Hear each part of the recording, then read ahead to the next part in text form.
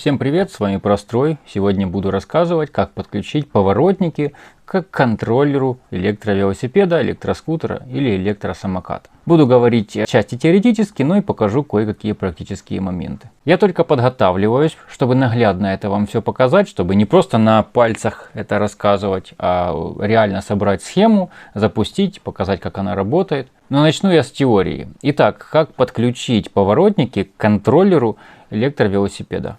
Самый простой и быстрый ответ – это никак. Потому что в 90% случаев в контроллере не предусмотрена такая функция вовсе. Поэтому поворотники, стоп-сигналы, фара и так далее, вот эта вот вся периферия, она делается отдельно от контроллера. И в принципе ничего сложного в этом нет. Чтобы показать вам наглядно эту схему, я решил собрать этот механизм у себя на столе. Но у меня возникла проблема, что релешки у меня нет. Заказывать и ждать ее достаточно долго. Но у меня есть электронные компоненты, из которых можно ее собрать. И я подумал, почему бы мне не показать и вам. Может быть, кому-то это будет полезно. Это очень простой механизм, и каждый может собрать такую релюшку. Итак, в этом ролике я соберу реле для того, чтобы лампочка мигала. Мы научимся настраивать скорость мигания под себя. Каждый сможет это сделать. Не обязательно релешку покупать, если у вас есть электронные компоненты. А в следующем ролике мы уже соберем полноценную схему, которая будет работать, мигать, переключаться лево-право и так далее. И вы уже наглядно увидите, как это все собирается. Теперь к делу. Для того, чтобы собрать простейшую мигалку, нам понадобится два полевых N-канальных транзистора. Я взял транзисторы, которые покупал для контроллера, они мощные, с запасом их хватает, просто у меня они были. Два диода, два маленьких резистора на 47 кОм и два резистора, тоже можно маленьких, но у меня маленьких не было, на 1,5 кОма. И также нам понадобится два конденсатора на 30 микрофарад. Но у меня не было таких, поэтому я собрал их параллельно. По 3 штуки по 10 микрофарад. Это, кстати, сыграло мне на руку, потому что таким образом можно регулировать частоту мигания нашей релюхи. Чем меньше будет емкость, тем быстрее будет мигать наше реле. Чем больше емкость, тем медленнее оно будет мигать. То есть промежутки будут больше. Я соберу сейчас ее на вот такой вот макетной плате, ну а вы уже, если захотите, сделайте более-менее компактно, спаяете аккуратно. Итак, во-первых, вставляем два транзистора. Давайте конденсаторы начнем по 10 микрофарад, и потом я буду добавлять, и вы увидите, насколько будет меняться частота мигания нашей релюхи. Если вы чего-то где-то не поймете, в конце ролика я покажу схему, которую от руки нарисовал, правда, не очень качественно, но я думаю, что там вполне понятно, потому что приборчик очень простой. Итак, продолжим. Начнем с простого. Первое, что нам нужно сделать, это правые контакты. Если мы смотрим на лицо этих транзисторов, то есть им в глаза, то правые контакты мы намертво сажаем на минус. И один, и второй. Больше они ни в чем участвовать не будут. От каждого транзистора, от средней ноги, то есть от стока, идет проводочек к нашему конденсатору, к одному из его контактов. Вот средняя нога, конденсатор. Раз. Теперь очень важное событие. Да? Мы берем вторую ногу конденсатора. Раз.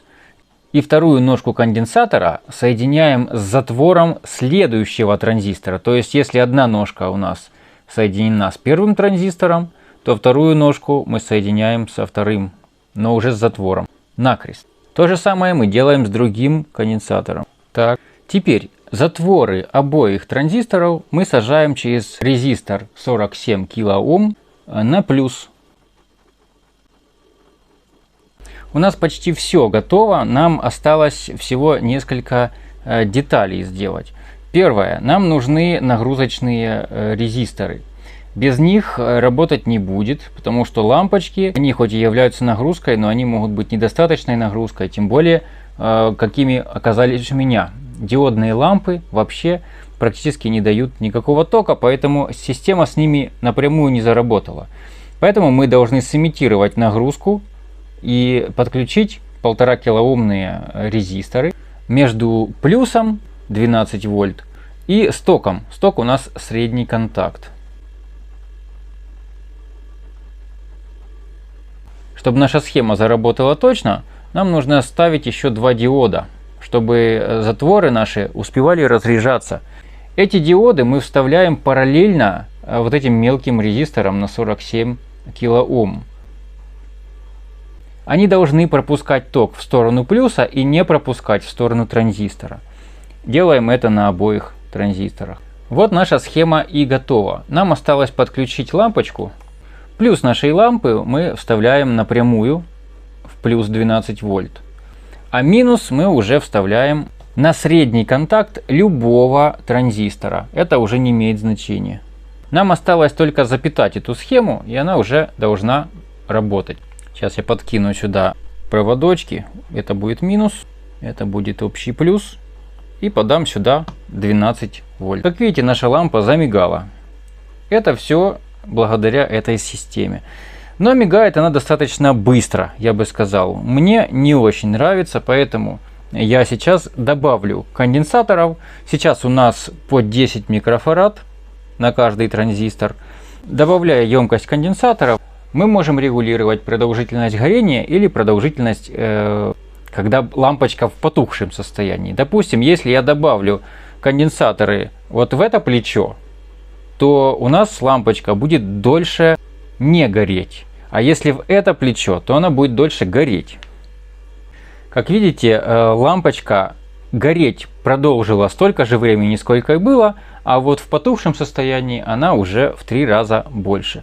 Если я добавлю эти же конденсаторы в другое плечо, то это все сравняется. Добавил один, добавил второй.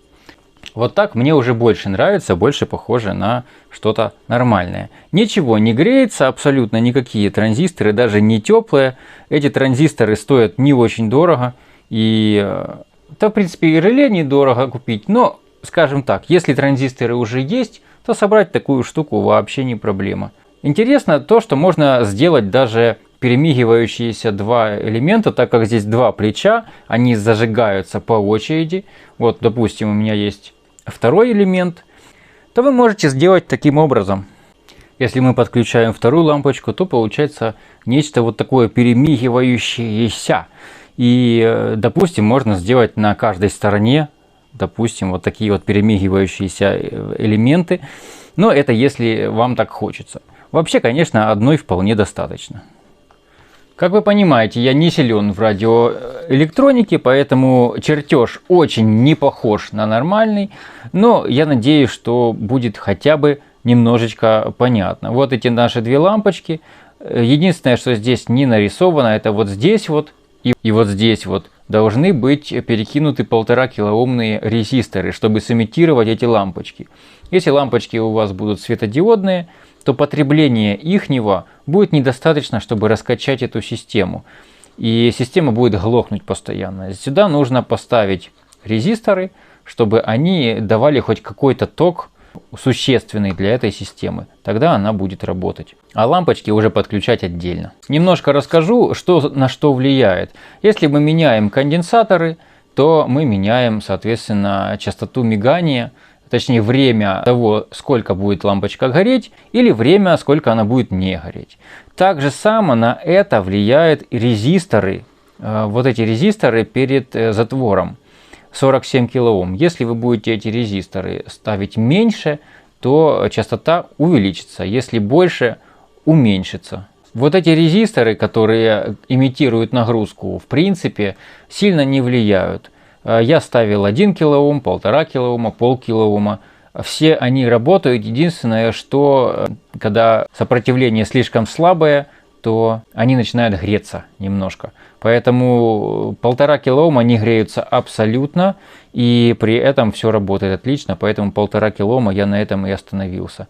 Просто с помощью переключателя мы посылаем этот сигнал направо или налево. Но об этом я уже расскажу в следующем ролике. Я полностью соберу схему на электроскутер, как она собирается, покажу с помощью переключателя, покажу, как подключить к контроллеру, если это необходимо. Если для вас это интересно и вы не хотите пропустить, подписывайтесь и нажимайте на уведомления. А с вами был Прострой. Всего хорошего. Надеюсь, было полезно.